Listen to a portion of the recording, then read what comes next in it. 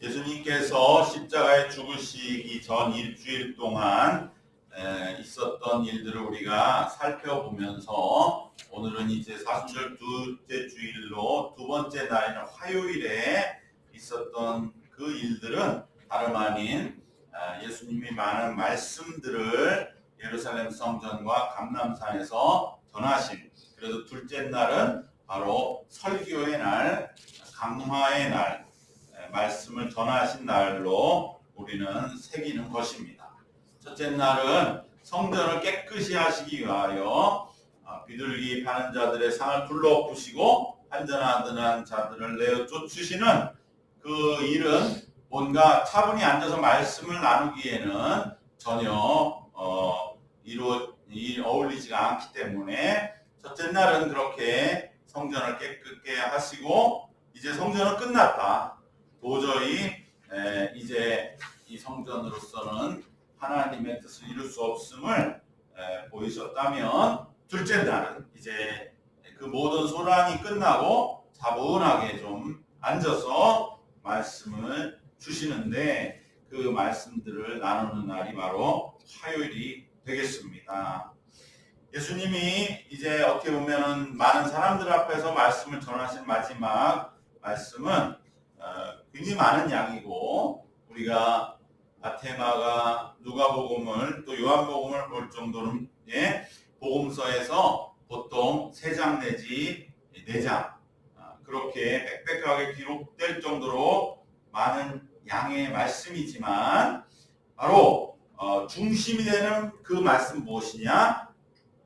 그것은 다름 아닌 이제 곧 며칠 후면 일어날 십자가와 그로 인해서 예루살렘에 종말이 오는 바로 그 일들은 무슨 의미가 있는가? 그것은 바로 뭘 뜻하는가? 그 의미와 뜻, 그것이 하나였고요. 그건 당연하지요. 이제 정말 듣도 보도 못한 일이 앞으로 일어날 텐데 그 일이 과연 무엇을 의미하는가를 설명해 주시고, 또 하나는, 두 번째는 그러면 우리는 어떻게 해야 하는가? 그러한 이제 예수님 십자가에 돌아가시고 예루살렘 멸망되고 모든 게 다 끝나는 그 혼돈의 그 종말의 마지막에는 그러면 우리는 어떻게 해야 되느냐에 대해서 예수님은 말씀하신 이 두 가지가 사실은 이 예수님의 성전 설교 또 감람산 설교, 고난주간 십자가를 지시기 전에 주셨던 말씀의 대표적인 두 가지 내용은 그것입니다. 이제 일어날 일은 뭘 뜻하는가? 그리고 그러면 우리는 무엇을 해야 하는가? 그것은 예수님이 성전에 오셔서 마지막 말씀으로 특별한 것을 주는 것이 아니라 너무나 당연하고 또 많은 이들이 관심을 가질 수밖에 없는 것들에 대하여 말씀하신 아주 당연하고 자연스러운 것입니다. 이제 일어날 일, 바로 십자가는 어떠한 사건인가 도대체, 그것은 무슨 일인가에 대하여 말씀하신 그 대표적인 비유가 오늘 우리가 읽은 말씀 중에 앞에 있었던 20장 9절에서 18절에 있는 바로 악한 포도원 농부의 비유입니다. 예수님은 이 악한 포도원 농부, 불의한 포도원 농부의 비유를 통하여 장차 일어날 일의 뜻을 우리에게 분명하게 밝혀주시는 것입니다. 뿐만 아니라 이 비유는 이제 그 말씀 자체가 다가올 종말을 상징하는 것이죠. 그러니까 이 비유를 다 들은 사람들이 뭐라 그럽니까? 20장 16절에 그렇게 되지 말아지이다. 그렇게 되지 말아져야 되겠습니다. 그렇게 되면 안 될 것 같습니다. 포도원 주인이 와서 자기 아들까지 죽인 그 농부들을 가만두지 않을 텐데, 농부가 다 죽어버리고 그 포도원 밭을 빼앗아 다른 사람에게 주면 이거 완전히 다 이제 주인이 다 바뀌고 다 끝나버리는 것 아닙니까? 그렇게 되지 않았으면 좋겠습니다. 이렇게 말을 하는 그것은, 이 비유는 그대로 종말을 상징한다는 것이죠. 바로 이 비유는 이제 십자가를 통한 모든 것의 끝, 그것을 그대로 상징하면서, 그러니까 예수님 뭐라 그럽니까? 이 돌 위에 떨어지는 자는 다 산산이 깨어지고 이 돌이 그 사람 위에 떨어지면 가루가 된다. 다 끝나버린다. 그대로 종말을 상징하면서 또 하나는 우리의 삶은 근본적으로 무엇이냐? 우리의 삶의 본질이 무엇이냐를 보여주는 말씀인 것입니다. 즉 우리의 삶의 본질이 드러나는 것이 곧 종말이죠. 우리가 내 삶의 정말 자화상을 보면 내가 이제는 정말로 진정한 삶을 살아야겠다고 하는 새로운 시작이 출발되는 것이기 때문에 우리는 이 비유는 종말을 뜻하면서도 내 삶의 본질을 보여주는 비유입니다. 그것은 바로 우리의 삶은 내 자신의 소유가 아니라 포도원 주인과의 결산을 통해서 언젠가는 심판받고 모든 것이 다 결산되도록 잠시 내게 맡겨진 것이다 라고 하는 것이 내 삶의 본질이라는 것입니다. 인생은 본질상 내 자신의 것이 아니라 주인으로부터 맡겨진 것입니다. 그런데 지금 예수님을 죽이려는 무리들은 주인의 아들을 죽이고 포도원 주인이 되려고 합니다. 바로 이것이 근본적인 원죄인 것이죠. 원죄, 창세기에 기록된 선악과의 그 죄악이 되살아나고요. 예수님이 십자가에 달려 죽으신 것은 그 때문에 우리의 원죄를 해결하시는 원죄의 죄를 씻으시고 우리를 구원하는 길임을 암시하는 비유인 것입니다. 바로 지금 예수님을 죽이려는 바로 이 가장 큰 죄를 저지르는 자들의 그 근본에는 뭐가 있느냐? 결혼하고 들어가면 삶의 주인을 자기 자신이라고 여기는 것이 있습니다. 선악과를 통하여 하나님이 주인됨을 능가하려 했던 바로 에덴 추방의 신라건의 죄가 여기에서 우리에게 폭로되고 예수님은 다시 이것을 말씀하시는 것입니다. 내 삶을 내 것이라고 여기는 순간에 죄와 욕망은 스멀스멀 우리 안에서 이제 자라나기 시작해서 어디까지 자라느냐? 종들을 능욕하고 또 한 사람을 막 때리고 마지막 세 번째 종까지도 내쫓고 이 세 번이라는 건 완전하다는 거죠. 즉 내게 맡기신 것을 깨닫지 못하고 여기는 내 거야, 내 구역이야. 주인의 종들이 와서 너희가 뭔데 나를 간섭하느냐? 이렇게 여기는 바로 거기까지 자란 다음에 그 다음에는 이제 종의 주인의 아들이 와도 이제는 그 죄와 욕망이 이 농부들의 마음을 사로잡았기 때문에 이건 내게 맡겨준 거지 주인은 내가 아니지 하는 마음을 돌이키지를 못하고 주인의 아들이 죽이자 이렇게 필연적으로 자라나게 된다는 것입니다.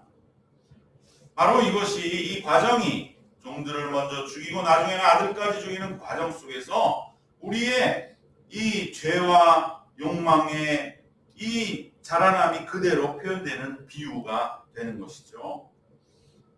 그것을 예수님은 우리에게 보여주시면서 우리가 잃어버리고 있었던 바로 그 마음, 내 삶의 주인은 내가 아닌데 나는 언젠가는 주인과 결산하고 그리고 주인 앞에서 심판받고 그리고 주인이 잘했다 칭찬하시는 그 말씀 속에 안식을 얻는 것인데 내가 어떻게 이것을 내 주인이라고 내가 내 삶의 주인이라고 여기는 바로 그러한 내 모습을 우리는 이 사순절에 십자가 앞에 분명히 깨닫도록 예수님은 우리에게 말씀하신 것입니다.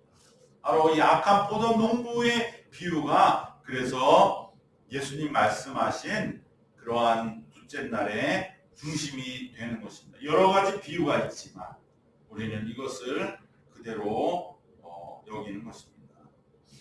그러나 우리는 열심히 살 때에 내가 왜 이렇게 열심히 사는가? 그러다 보면 이건 내 거니까 내가 이게 없으면 내가 정말로 삶이 안 되니까 그래서 삶이 내 것이라고 하는 착각을 갖고만 우리는 열심히 살면 빠지게 되지만 우리는 다시금 예수님의 말씀 속에서 내 삶의 본질로 돌아와야 됩니다. 우리는 결산받기 위해 열심히 살아가는 것이지 내 것을 소유하기 위해 영원히 내가 가지기 위해 땀 흘리는 것이 아니라는 것입니다. 우리는 이것을 자꾸만 내 삶을 내 것인 양 여기는 그러한 영적인 무감각에 빠지게 되고 그 자체가 문제가 아니라 그렇게 되면 나중에 어떻게 되느냐? 하나님도 대적하는 주인의 아들이 와도 우리가 생각할 때는 종들이 오는 거는 너도 종 나도 종 똑같이 주인의 종이야. 그래서 좀 이렇게 뭔가 그를 갖다 하대하고 내쫓고 할 수 있다 쳐도 그래서 주인께서는 그럼 내 아들은 좀 그들이 다르게 여기지 않을까? 가 안 된다는 것이죠. 우리의 죄가 우리를 사로잡게 되면 결국은 내 삶을 내 것으로 여기는 때는 궁극적으로 거기서 멈춰지지가 않고 마지막에는 하나님을 대적하게 된다. 이것은 우리에게 주어진 원죄라는 거예요. 그러니까 이것은 내가 어떻게 내 힘으로 안 돼요. 그래서 우리는 바로 이 죄 때문에 종말과 심판을 필연적으로 마주하게 되는 것입니다. 내가 이 죄를 피할 수 있다면 우리는 종말을 맞이하지 않겠죠. 그러나 이 죄를 내가 피할 수가 없기 때문에 우리는 종말과 심판을 필연적으로 임박할 수밖에 없게 되고 그 종말과 심판이 임하는 그 자리가 이제 곧 며칠 후에 있을 예수님의 십자가의 자리가 되는 것입니다. 그러기에 예수님은 이어서 바로 이 종말과 심판에 관하여 말씀해 주시는 것입니다. 즉 우리에게 마지막이 오고 심판이 오는 것은 하나님이 우리를 뭔가 무서운 게 겁을 주는 게 아니라 우리의 죄 때문인 것이죠.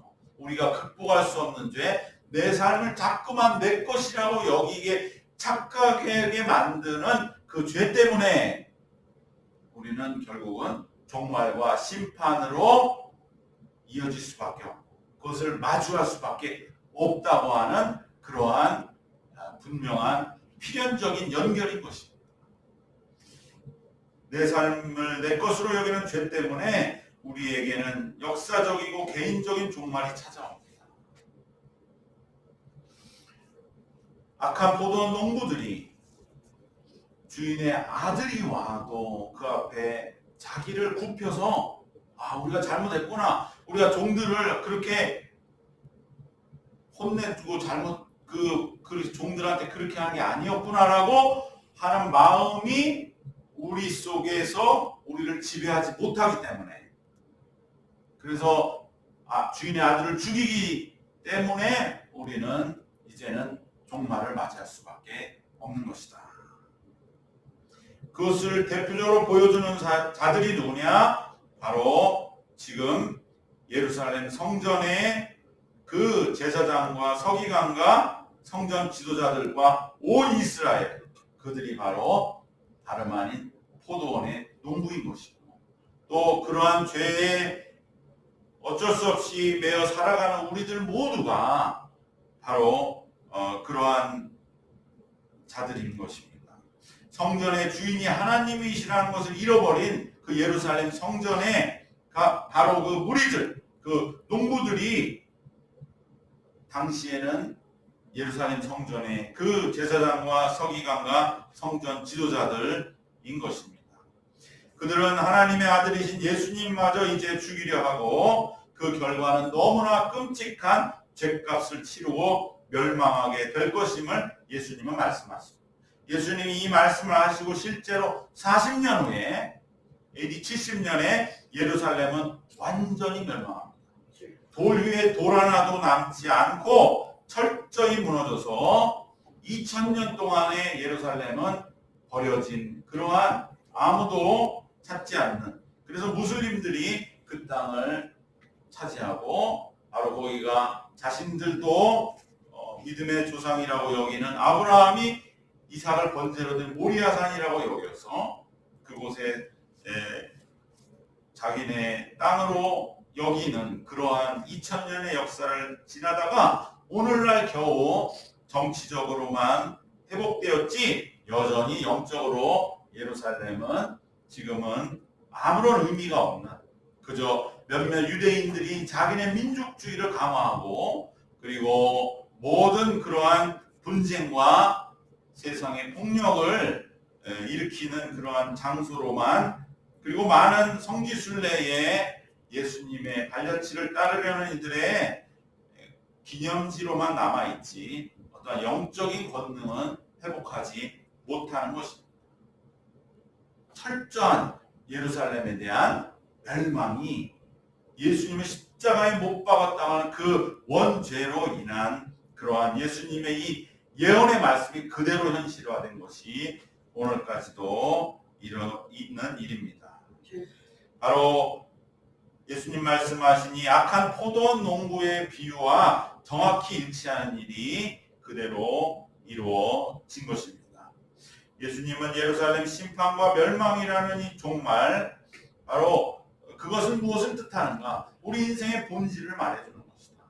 즉 예수님이 이제 십자가에 달리시는 것은 우리가 자꾸만 내 안에 있는 이 원죄가 내 삶의 주인이 나라고 자꾸만 주장해서 결국 하나님의 아들마저도, 주인의 아들마저도 죽이는 그러한 우리의 죄를 모두 담당하시기 위하여 예수님은 이제 최후의 종말적 사건을 일으키시는 것이다. 이것이 바로 십자가다.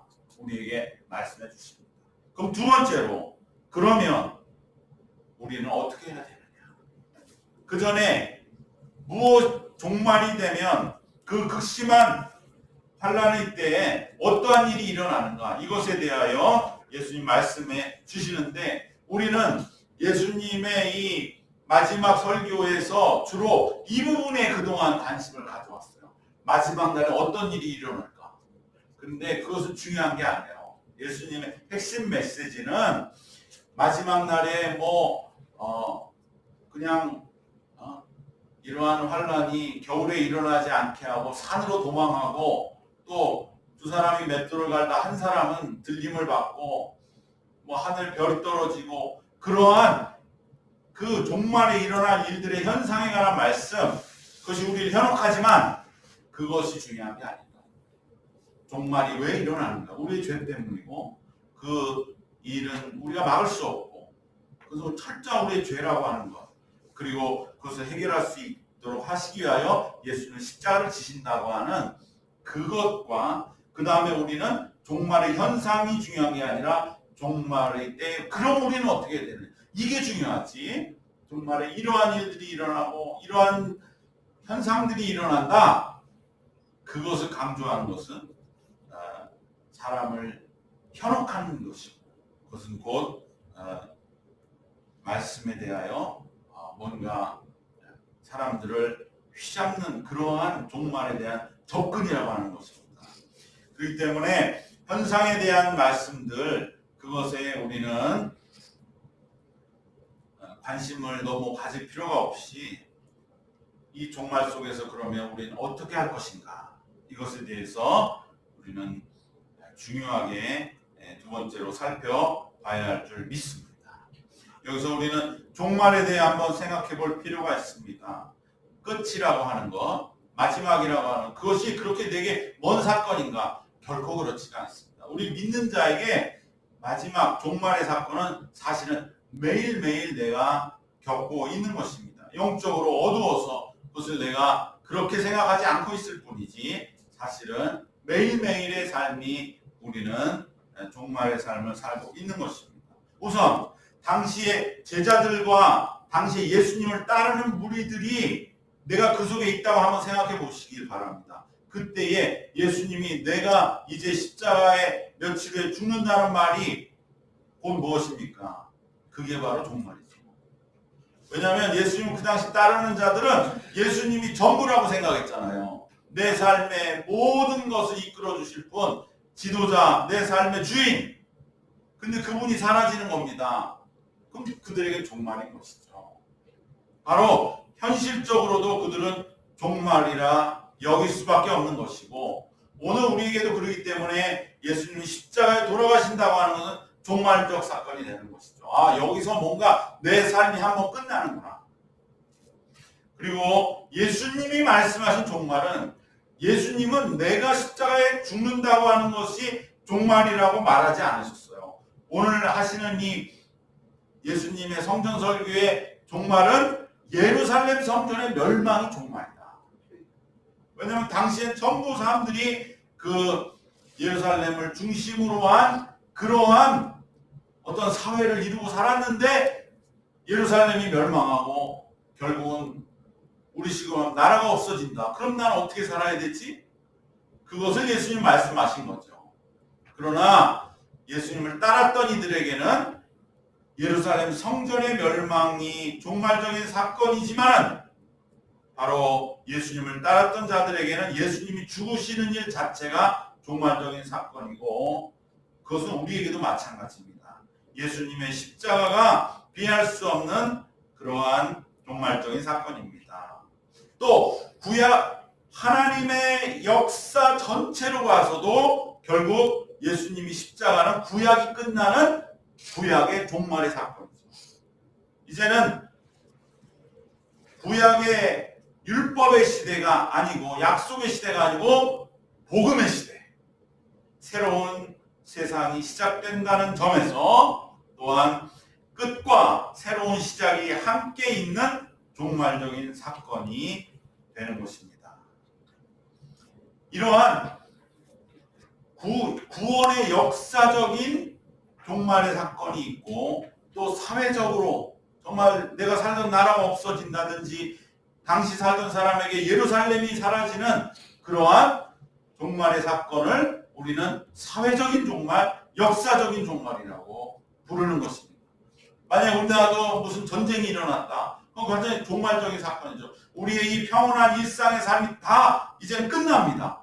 새로운 그 환경에 맞춰서 살아야 되는 그러한 일들이 일어나는, 그것은 우리에게 사회적인 종말이요 역사적인 종말인 것이죠. 그런데 또 다른 종말이 있습니다. 그건 뭐냐? 우리가 개인적으로 마주하는 것입니다. 우리가 살면서 정말 너무 힘이 들어서 마지막이라고 견디다가, 야, 이제는 이건 끝이다. 내가 더 이상은 못하겠다. 여기가 마지막인 것 같다라고 하는 그러한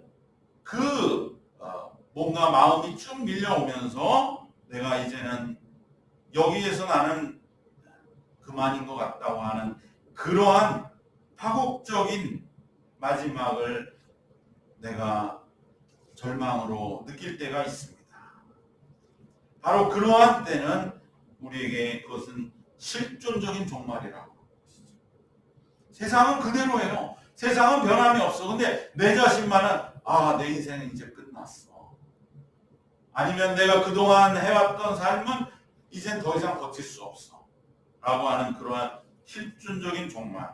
이것은 우리 삶에 찾아오는 가장 큰 고난 중에 하나로 우리는 체험될 때가 있습니다. 그리고 우리는 이제 개인적으로 죽음에 이를 때, 그땐 개인적인 정말 최후의 궁극적인 종말을 맞이하게 될 것입니다. 바로 이러한 종말에는 사회적이고 역사적인 종말도 있지만 개인적인 종말, 실존적인 종말도 있고요. 아니면 정말 내가 이제 세상에 죄와 예수님 모르고 살다가 내가 이제 정말 예수님 믿고 새 삶을 살아야 되겠다. 그 사람에게도 이전의 삶의 끝과 새로운 삶의 시작이 이루어지기 때문에 그도 이제 그리스도인으로서 새로운 종말적인 삶을 살게 되는 것이죠. 그렇기 때문에 이 종말은 결코 먼 이야기가 아닙니다.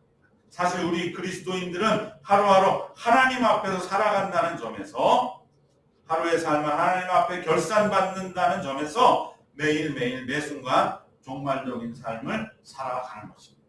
제가 여러 번 말씀드렸죠. 종말과 같은 뜻의 말은 뭐다? 종말하면 우리가 이퀄 뭐다? 심판. 이걸 꼭 생각해야 돼요. 그러면 종말이라고 하는 말이 괜히 두렵고 낯선 말이 아니에요. 기독교 안에서의 종말은 곧 심판이에요. 여러분, 우리가 하루의 삶을 심판받는 거예요. 일주일의 삶을 예배를 통해 심판받는 거예요. 하나님 앞에 나와서 주님, 제가 일주일을 살았는데 정말 어떻게 보면 어떻게 살았는지 하나님 나를 깨우쳐 주시고 나의 모든 때로 곤고함들을 싸매주시고 때로 내가 잘한 일이 있으면 위로하시고 칭찬해 주시고 때로 내가 죄와 허물이 있으면 다 하나님 앞에서 사함받게 해 주시옵소서. 그게 바로 심판받는 거죠. 그게 종말론적 삶이라. 종말하면 우리는 이꼴 심판이. 그거 꼭 알고 계셔야 됩니다. 그렇기 때문에 포도원 농부도 종말론적인 비유가 되는 거죠. 심판받잖아요. 자기들이 종을 때리고 그렇게 못살게 굴고 아들마저 죽였는데 심판 안 받겠습니까? 다 와서 진멸하고 포도원을 다른 사람에게 주리라 심판하시고, 그것은 종말론적인 비유가 되는 것이죠. 우리가 예수님의 십자가 앞에서 우리는 심판 안 받을 수가 없는 것이죠. 하나님의 아들이 우리 죄를 위해 십자가에 달려 죽으셨다고 하는 그 현장 앞에 우리는 우리의 모든 죄를 다 심판받고, 그리고 이전의 죄의 삶이 끝나고 이제 예수 십자가의 보혈 안에서 성령으로 새로운 삶을 시작하는 끝과 시작이고 종말이요 심판이고 우리에게 종말인 것입니다. 그것이 예루살렘에게는 이제 예수님의 십자가에 못 박은 그 죄값으로 역사적으로, 국가적으로, 단체적으로 임하게 된 것입니다.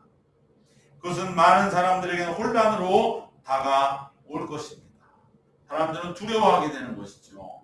그러나 예수님은 말씀하십니다. 바로 둘째 날 그 예루살렘에서의 말씀 속에서 예수님은 우리에게 종말의 환난 속에서도 너희들은 머리털 하나 상하지 않을 것이다 라고 우리에게 말씀해 주십니다. 그리고 다만 인내로 영혼을 지켜나가라고 격려해 주십니다. 우리가 종말의 위기 속에서 우리를 핍박하고 박해하는 자들 앞에 설 때에도 성령께서 우리에게 지혜와 구변을 주신다고 말씀하십니다. 예수님은 여러 종말의 징조들을 말씀하시고 다만 종말의 때는 충분히 견딜 수 있으니 그것을 견딜 수 있도록 깨어 있으라고 하십니다. 이전의 세상은 끝나고 새로운 세상이 이제 오는 그 극심한 혼란이 올지라도 예수님은 그럼 우리는 어떻게 해야 하니까에 대한 분명한 답을 주시는데 그것은 오히려 더 현실의 주의를 기울이라고 말씀하시는 것입니다. 오늘 우리가 읽은 21장의 말씀 34절에서 36절 특별히 마지막 말씀에 이러므로 너희는 장차 올 이 모든 일을 능히 피하고 인자 앞에 서도록 항상 기도하며 깨어있으라 하시니라. 바로 이 깨어있으라는 말씀이 종말의 현실 속에서도 오히려 현실에 더욱더 주의를 기울이라는 것입니다.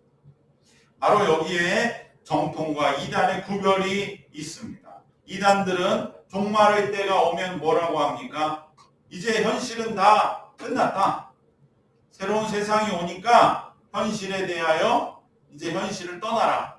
현실에 대하여 주의를 기울이지 말고 현실을 떠나서 오직 어떠한 특정한 교조에 매달리라고 그렇게 종말론적인 혼란을 부추기는 것이 이단입니다. 그러나 정통신앙은 종말이 오더라도 오히려 더 현실에 깊이 집중하라. 깨어있으라. 이것이 바른 종말을 우리가 지나가는 그러한 길이라고 가르치는 것입니다. 예수님도 말씀하신 것처럼 오직 예수님과 성령님만을 바라보고 의지하며 성령이 우리에게 지혜를 주시고 구별을 주시는 것처럼 현실 속에서 우리가 행한 대로 보응을 받는 것을 명심하라.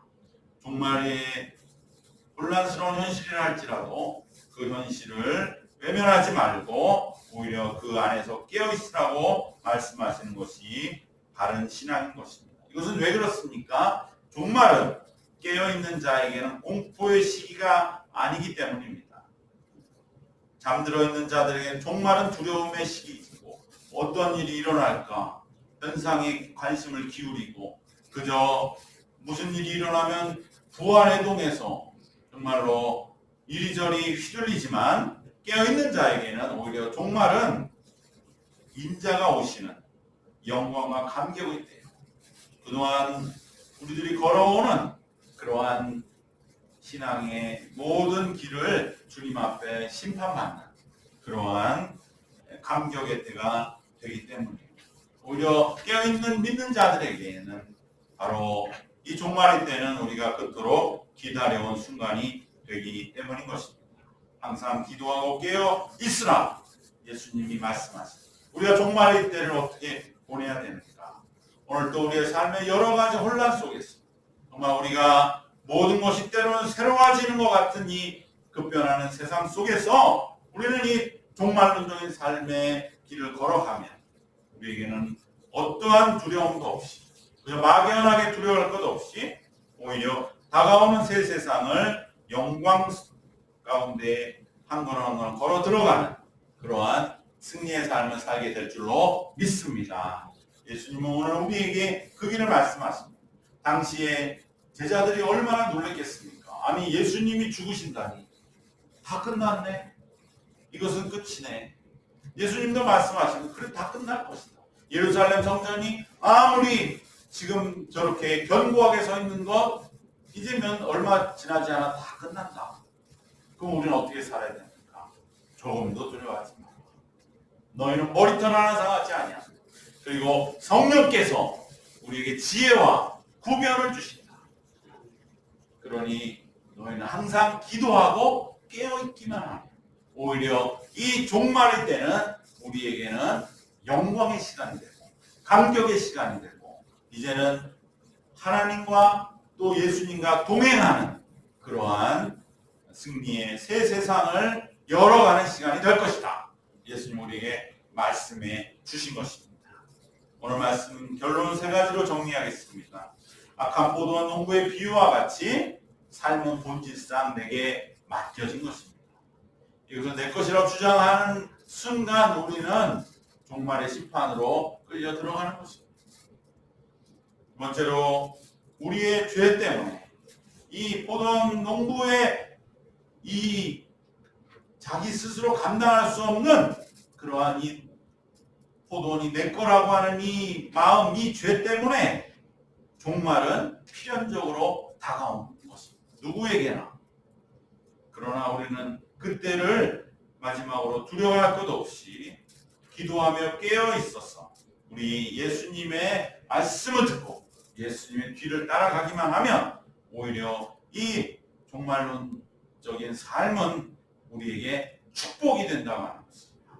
우리는 기억하시고 우리가 어떠한 삶의 형편 속에서라도 조금도 흔들림 없이 항상 기도하고 깨어 있어서 모든 현실들을 우리가 새롭게 헤쳐나가는 그래서 새로운 우리에게 열어주시는 그 새로운 세상의 영광 중에 입성하는 우리 모두가 되시기를 주님의 이름으로 축원합니다. 기도하겠습니다. 하나님 감사합니다. 당시에 예루살렘에 모여 예수의 말씀을 듣던 이들 속에 있던 새로운 일들에 대한 두려움들 이제 예수님도 십자가에 달리시고 예루살렘 성도 무너지는 그 모든 것이 다 끝나버리는 그 순간을 어떻게 살아야 할지 두려워하는 이들이 오늘 우리의 삶에도 있습니다. 하나님, 그러나 이 모든 종말론의 현실 속에서도 오직 우리는 예수님의 말씀 속에 예수님의 약속과 분명하신 보장함 속에서 우리가 주의 뒤를 따르면 반드시 이 모든 종말론적인 현실은 우리 삶의 새로운 영광과 새로운 세상을 향한 놀라운 터전이 될 줄로 믿습니다. 하나님, 우리가 주님의 뒤를 따라서 이 종말종의 삶의 현실을 한 걸음 한 걸음 헤쳐나가 하나님이 열어주신 새로운 세상의 영광 중에 입성하는 우리의 남은 생 하루하루가 되도록 늘 하나님의 심판 앞에 살아가기를 훈련하는 우리의 한 주간이 되게 하여 주시옵소서. 예수님의 이름으로 감사하며 기도드렸사옵나이다. 아멘.